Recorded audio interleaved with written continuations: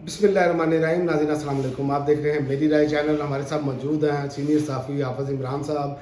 हाफ़िज़ इमरान साहब, बहुत शुक्रिया आपका ज्वाइन करने का।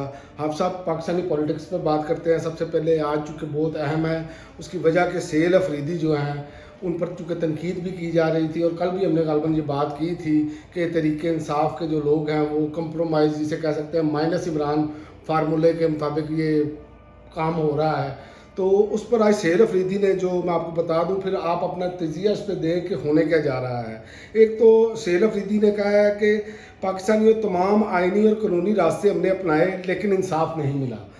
ठीक है। और उन्होंने कहा कि हमने फैसला किया है जब तक तमाम आइनी और कानूनी रास्ते अपनाने पर कुछ नहीं हुआ तो हम एहतजाज का अपना हक आजमाएंगे और भरपूर एहतजाज होगा। आप क्या देख रहे हैं कि ये अप्रैल सियासी गर्म हो रहा है, होने जा रहा है?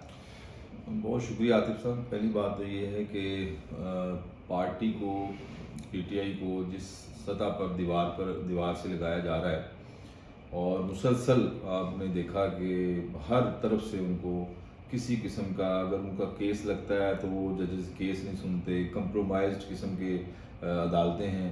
और वर्कर्स को जो है वो जब वो बाहर निकलते हैं तो उनको सीधे फायर कर रही है हुकूमत।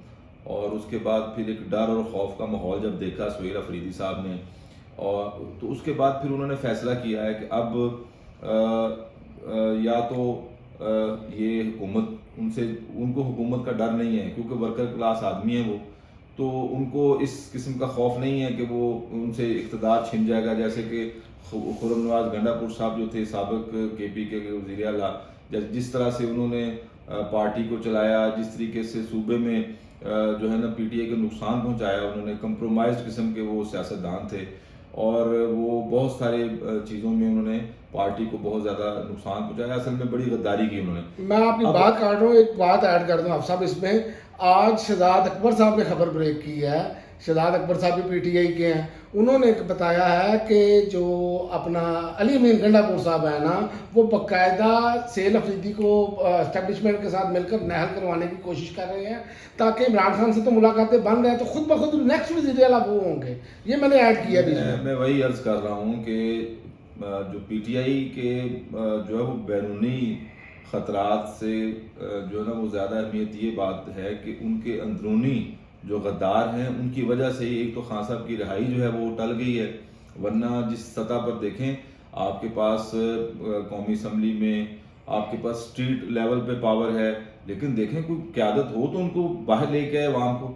तो जब क़यादत कंप्रोमाइज़ होगी तो फिर ये खान साहब की रिहाई कैसे मुमकिन हो सकती है, जब इनके अपने जो है वो सियासतदान जो हैं वो जाके गवर्नमेंट से मिले हुए हैं, और असल जो यहाँ पे मुक़तदरा तबकात हैं उनसे जब जो मिले हुए हैं, तो उसके बाद फिर आप ये छोड़ दें इस बात को कि रिहाई मुमकिन होगी। रिहाई तब मुमकिन होगी जब ये इकट्ठे होके तो स्ट्रीट पावर लेके बाहर निकलेंगे। कानूनी नुकात की बात की, कानूनी नुकात पर तो बहुत अरसे से इन्होंने जंग लड़ ली। देखें, नीचे सेशन कोर्ट से लेके high court, Islamabad high court, supreme court तक सब कंप्रोमाइज जजेस हैं, और उन्होंने बाकायदा तौर पे इनकी हेयरिंग नहीं होने दे रहे। देखें, इस्लामाबाद हाई कोर्ट में इन्होंने अपना गालिबन कोयटा से पता नहीं किधर से ला के जज बिठा दिया, चीफ जस्टिस। तो यही बात है, जैसे अतर मिनल्ला, और उसके बाद फिर जिस तरीके से ये सारा मामला हुआ आपके सामने ही है। सरफराज डोगर साहब ने किस तरह से जो है वो इनके केसेस को सुनने से इनकार किया, और उसके बाद फिर अभी तक वो जो केसेस हैं खान साहब के, जो जमानतों के या दीगर जो केसेस हैं, तो इतने बड़े केसेस नहीं हैं कि जिन पर बेल ना ग्रांट हो सके। यानी आपका यही है ना कि आप मतलब सेल अफरीदी की इस बात से इतफाक करते हैं कि एहतजाज के अलावा। आतिफ साहब, मैं आपकी बात काट रहा हूँ, जब तक ये बाहर नहीं निकलेगी पीटीआई, जब तक अपने आप, जैसे रीमा खान साहबा ने जो है वो पार्टी के जो अहदेदार हैं, वर्कर्स को नहीं कहा उन्होंने कि पार्टी के अहदेदार मुझे अगली हेयरिंग पे चाहिए। जब हेयरिंग से मुराद यानी अडयाला जेल जो मुलाकात का दिन है, और अगले हफ्ते मुझे वहाँ पे चाहिए, तो अब पता लगेगा कि ये कौन आता है कौन नहीं आता। मेरे ख्याल से जो नहीं आएगा वो पार्टी एक्शन ले। सलमान अकरम राजा साहब को भी चाहिए कि अब सिर्फ ट्वीट से या खाली दावों से निकल कर कोई अमली इकदाम उठाएं, स्ट्रीट पावर को लेकर ऊपर आएं, तो तब ये रिहाई मुमकिन हो सकेगी। ऐसे तो फजूल में ये ऐलानात जितने मर्जी किए जाएं। اور میں آپ کو ایک اور بات بتا دوں، اس میں تھوڑا سا ایڈ کر دوں، آج ڈاکٹر یاسمین راشد کو جو عدالت میں پیشی پر انہوں نے گفتگو کی ہے وہ بڑی جاندار، مردوں سے تو خواتین بازی لے رہی اور کینسر سروائیول ہیں.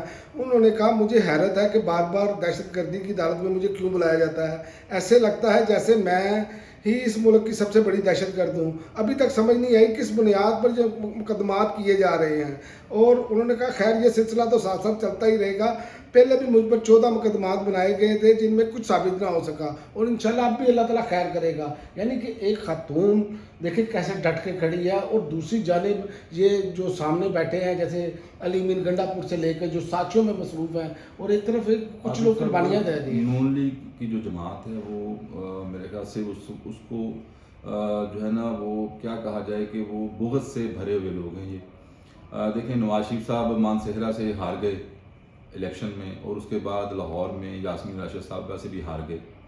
اب میں آپ کو بتاؤں کہ جو اس وقت میرے دوست جو رپورٹرز تھے جو فیلڈ میں الیکشن کو کور کر رہے تھے، انہوں نے خود بتایا کہ تقریباً کوئی 40 سے 45 ہزار کی لیڈ تھی یاسمین راشد صاحبہ کی. تمام نیوز چینلز رات کو بشمول کاشف عباسی، جاوید چودھری اور دیگر جتنے بھی تھے، وہ تمام رات کو رزلٹ ڈکلیئر انہوں نے جو نان آفیشیل جو رزلٹ ہوتا ہے، غیر حتمی جو رزلٹ ہوتا ہے، اس میں باقاعدہ طور پہ یاسمین راشد صاحبہ کا نام لے کے وہ کہہ رہے تھے کہ وہ جیت چکی ہیں.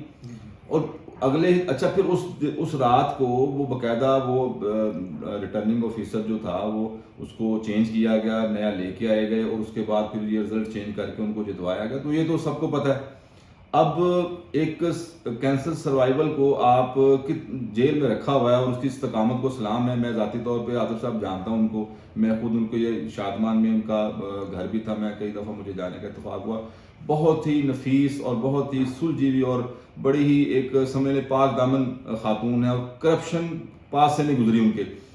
اتنا انہوں نے ہیومینٹی کے لیے کام کیا. آپ یقین کریں میں نے اکثر دیکھا ان کو کہ بغیر کسی پیسے کے وہ مریض کو چیک بھی کرتی تھیں، اور خود پلے سے کوئی دوائیاں اور وہ چیزیں. اور میں آپ کو بتاؤں جب تک وہ ہیلتھ منسٹر نہیں ہیں ایک پائی کا کرپشن نہیں ہے ان کے ذات کے اوپر. تو میں یہ سمجھتا ہوں کہ ان کو سوچنا چاہیے کہ ایک بزرگ خاتون غالباً 70 سے اوپر ان کی ایج ہو گئی ہے، تو ان کو یہ رکھ کے وہاں پہ جیل میں کیا یہ ان کا بغض ختم نہیں ہو رہا؟ بس کر دیں. اب آپ ان سے ہار گئے ہیں، اس کے باوجود آپ پھر ان کے اوپر مطلب اس طرح کے بھونڈے الزامات لگا کے 9 مئی بس کر دیں. اب تو فوراً جو جتنے بھی لوگ ہیں وہ بھی 9 مئی کے اوپر بڑے سوالات ہیں ان کے اوپر کہ کس طریقے سے کریٹ کیا گیا گورنمنٹ کی طرف سے اور کس طریقے سے معاملہ ہوا. تو میرے خیال سے ان کو بس کر دینا چاہیے کہ بزرگ خاتون اور ان کے علاوہ جتنے بھی سیاسی قیدی ہیں کیا قصور ہے ان کا. آپ نے اگر ان کا مقابلہ کرنا تو میدان میں آ کے کریں نا، سیاست میں کریں مقابلہ. یہ کیا ہوا کہ آپ ان کو پکڑ کے جیلوں میں ساری قیادت کو ڈالا ہوا اور پھر کہتے ہیں جی ان کے پاس اسٹریٹ پاور نہیں ہے. آپ ایک دفعہ موقع تو دیں. ان کی تو ضمانتیں ضبط کر دی تھی خان صاحب نے، 7 ایک ہی حلقے یعنی ایک ہی ٹائم پر 7 حلقوں سے عمران خان صاحب نے جیت کے دکھایا تھا ان کو. کوئی ہے کوئی اس طرح کا کوئی بندہ تو لے کے آئیں اس کے مقابلے میں؟ کیسی باتیں کرتے ہیں عاطف صاحب. اچھا یہ بتائیں آپ صاحب اب آخر میں دو لفظوں میں کہ آپ اب فیصلہ سڑکوں پر ہوگا، یہ آپ کا ایک تو لب لباب ہے کہ سڑکوں پر ہی فیصلہ ہونا ہے کیونکہ عمران خان نے بھی یہ بات کہی، اور دوسرا آپ اپریل کو فائنل راؤنڈز دیکھ رہے ہیں کہ نہیں دیکھ رہے؟ صرف مجھے مختصر یہ بتائیں. فائنل راؤنڈ ہونے کو بہت جلدی اب آ رہا ہے وہ ٹائم کہ جب یہ لوگ جو ہے نا وہ اب ان کی بس ہو گئی ہے. مطلب پی ٹی آئی کے لوگ جو ہیں وہ اب ہر طرف سے مایوسی کا شکار ہیں. کوئی بھی ان کی اپنی قیادت بھی اور دیگر لیکن مجھے ایک امید ہے کہ کے پی کے سے قافلے نکلیں گے اور پھر گورنمنٹ ان کو سنبھال نہیں سکے گی. میں یہ چاہ رہا ہوں، میں یہ دعا کرتا ہوں کہ کیونکہ عالمی سطح پر جو حالات چل رہے ہیں، جنگ ہمارے دروازے پر دستک دے رہی ہے، پاس ایران ہے ہمارے، وہاں پہ جنگ کا سماں ہے، تو ہمیں یہ چاہیے کہ کنسنسس کے ساتھ جتنے بھی سیاسی قیدی ہیں ان کو رہا کر کے ان کو قومی دھارے میں لا کے تو ایک مربوط قسم کی جو ہے وہ حکمت عملی اختیار کریں تاکہ ہم ملک کے لیے سوچیں. بس کر دیں یہ پاکستان ہوگا تو سیاست ہوگی نا. آپ اپنے جو ہے وہ دیگر معاملات کو پس پشت کر کے اپنی انا کو اپنے بغض کو سائڈ پہ رکھ کے تو آگے بڑھیں اور مذاکرات کا میں حکومت کو یہ مشورہ دے رہا ہوں کہ مذاکرات کریں اور خان صاحب کو رہا کریں. مطلب یہ کیا بات ہوئی، وہ ایک ورلڈ کلاس لیڈر ہے اور اب آپ نے اس کو وہاں پہ قید کیا ہوا ہے. آپ کا بغض جو ہے وہ پورا ہی نہیں ہو پا رہا، اتنا عرصہ ہو گیا. बहुत शुक्रिया आप साहब आपका। नाज़रीन, आपने देखा कि आप साहब ने बिल्कुल खोल कर पीटीआई के अंदर भी जो कुछ था वो भी बता दिया, और सीधा सीधा लुबे लुबाब ये है कि फ़ैसला सड़कों पर और अप्रैल सियासी तौर पर शदीद